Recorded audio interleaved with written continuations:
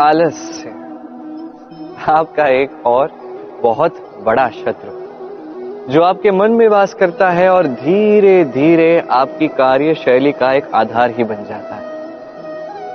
हर कार्य में देरी करना, यह है आलस्य जो सब कुछ नष्ट कर सकता है। ये कार्य आज नहीं हुआ, कोई बात नहीं, कल कर लेंगे। प्रकृति हमें ये नहीं सिखाती। सोचिए यदि सूर्य ये कहने लगे कि कल उदित नहीं होते, कुछ दिनों पश्चात उदित होते हैं, तो क्या होगा? समस्त पृथ्वी का नाश हो जाएगा, है कि नहीं? देखिए, इस आलस्य पे एक बहुत सुंदर कहावत है, आलस्यस्य कुतो विद्या। अर्थात जो आलस करता है उसे विद्या नहीं मिलती, ज्ञान नहीं मिलता। अब जिसके पास ज्ञान नहीं, वो धन अर्जित नहीं कर पाता। उसके जीवन में सुख संसाधनों का अभाव होता है, मित्रों का अभाव होता है। जहां सुख संसाधन नहीं, मित्र नहीं, अपने लोग नहीं, ज्ञान नहीं, वहां आनंद कैसे वास करेगा? इसलिए कहा जाता है जो कर्म करता है वही इस संसार का कोई भी सुख हो उसे भोग सकता है। तो कर्म कीजिए, समय का सम्मान कीजिए, इस आलस्य पे विजय प्राप्त कीजिए और मेरे साथ प्रेम से कहिए, राधे राधे। क्रोध आपके भीतर का एक और शत्रु। ये क्रोध क्या है? आपके मन की एक भावना है जो आप ही के मन में उत्पन्न होती है। ये मन आत्मा से जुड़ा होता है। अब एक भावना जो आत्मा से जुड़ी है, इसे अनुचित क्यों कहा जाता है? समझने का प्रयास कीजिए। क्रोध कभी कभी आवश्यक भी होता है, विशेष रूप से तब जब आप एक उचित पक्ष में खड़े हैं, सामने वाला अधर्म के पक्ष में खड़ा है और वो विनम्रता से ना माने। जैसे श्री राम क्रोधित हुए थे सागर पर, वो उचित था और तब तक उचित है जब तक आप क्रोध को साध सकें। यदि क्रोध आपको साधने लगा तो परिस्थिति कुछ ऐसी हो जाती है। सामने एक व्यक्ति है जिसे क्रोधवश आप हानि पहुंचाना चाहते हैं। आपने एक अंगारा उठाया, अभी अंगारा सामने वाले को हानि पहुंचाने से पूर्व स्वयं आपके हाथ को जलाता है। बस क्रोध यही करता है, सर्वप्रथम आपका नाश करता है, आपका विवेक हर लेता है, आप अपना नियंत्रण खो देते हैं, सब कुछ बिगड़ जाता है। अधिकतर लोग क्रोध में ऐसे निर्णय लेते हैं जो उन्हीं के विनाश का कारण बनते हैं। अब कुछ लोग कहते हैं कि हमारे जीवन में इतनी पीड़ा है, इतने संकट है कि क्रोध आ ही जाता है। ऐसे समय पर उचित यही है कि आप स्वयं को इस क्रोध से दूर करें और फिर समस्या का निवारण करें, क्योंकि यही निवारण आपके जीवन को एक श्रेष्ठ स्तर पर ले जाएगा। तो क्रोध से दूर रहें, प्रसन्न रहें और मेरे साथ प्रेम से कहें, राधे राधे। काम आपके भीतर का पहला शत्रु। अधिकतर लोग काम को वासना ही समझ बैठते हैं, किंतु ये संपूर्ण सत्य नहीं। काम का अर्थ है कामना। अब साधारण सी बात है, मनुष्य शरीर है, मन है, तो कामना तो अवश्य आएगी। देखना यह है कि ये कामना दुष्कामना है या सत्कामना। किसी और की वस्तु पर दृष्टि डालना, किसी और व्यक्ति पर दृष्टि डालना, किसी अनुचित वस्तु पर दृष्टि डालना, ये दुष्कामना है।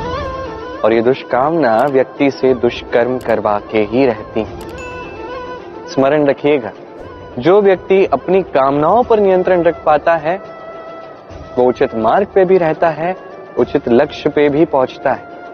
जो कामनाओं पर नियंत्रण रख नहीं पाता वो मार्ग भी भटक जाता है, लक्ष्य भी भटक जाता है। तो ध्यान रखिएगा, अपनी कामनाओं पर नियंत्रण रखिए, काम इस शत्रु पर विजय प्राप्त कीजिए और मेरे साथ प्रेम से कहिए, राधे राधे।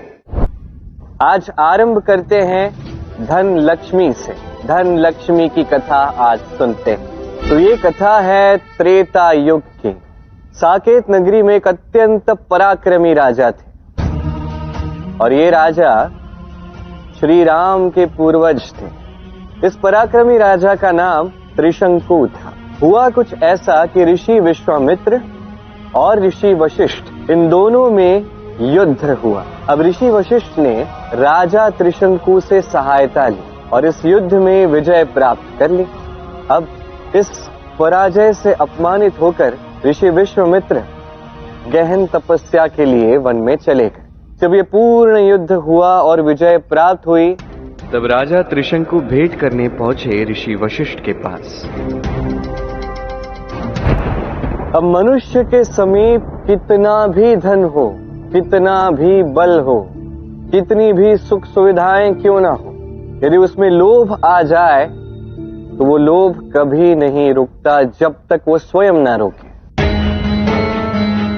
अब राजा त्रिशंकु ने लोभ में आके क्या किया, वो गए ऋषि वशिष्ठ के पुत्र के पास उनसे सहायता मांगी। अब ऋषि वशिष्ठ के पुत्र ने जो श्राप दिया वो भी समय के साथ सत्य सिद्ध हुआ।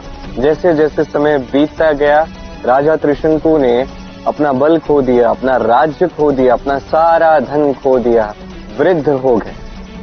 सब कुछ खोने के पश्चात वो ऐसे ही वन में एक दिन भटक रहे थे कि उन्हें तपस्या करते हुए ऋषि विश्वामित्र दिखे। वो तुरंत ही उनके पास गए, उन्होंने उनके चरण पकड़ लिए, उनसे विनती की कि कृपा करके ऋषि वशिष्ठ और उनके पुत्र के श्राप से उन्हें मुक्त किया जाए। अब ऋषि वशिष्ठ का नाम सुनते ही वो अपमानजनक पराजय उन्हें स्मरण आ गई और अब ऋषि विश्वामित्र को अपने प्रतिद्वंदी से प्रतिशोध लेने का अवसर मिल चुका था। और तब महादेव पहुंचे ऋषि विश्वामित्र के पास, उन्होंने उनसे बात की, उन्हें समझाया। अब जो लोभी होते हैं और स्वयं के लोभ को वो स्वयं नहीं रोकते हैं, उनके साथ कुछ ऐसा ही होता है जैसे राजा त्रिशंकु के साथ हुआ। न स्वर्ग में स्थान मिला और अपना स्थान तो उनसे छूट ही गए। कुछ ऐसा ही है राजा त्रिशंकु का स्वर्ग अवश्य मिला, किंतु इसका क्या लाभ है, वो स्वर्ग में पहुंचे भी नहीं, वो बीच में ही अटके रहे, वो भी उल्टे। क्या ऐसा स्वर्ग कोई पाना भी चाहेगा? ये सब होता है लोभ के कारण। जो मनुष्य लोभ करता है उसे इसी प्रकार कोई सुख प्राप्त नहीं होता। वरदान का दुरुपयोग किया जाए तो वो भी अभिशाप बन जाता है। ये स्वर्ग का सुख धन संपदा है ही नहीं, ये तो परम शांति है। मनुष्य जब ये देह त्याग देता है तो निश्चित रूप से कोई धन या सुख संसाधनों से उसे शांति नहीं मिलती। यदि आज के समय की बात की जाए, हर एक मनुष्य जो पृथ्वी पर है उसके लिए वास्तविक धन संपदा केवल उसका परिवार और प्रेम है। और जो भी व्यक्ति धन लक्ष्मी का ये उचित अर्थ समझ जाता है, निश्चित रूप से उसे उसके जीवन में उसके परिवार से प्रेम मिलता है, उसके प्रियजनों से प्रेम मिलता है और कभी उसके जीवन में, उसके घर में दरिद्रता वास नहीं करती।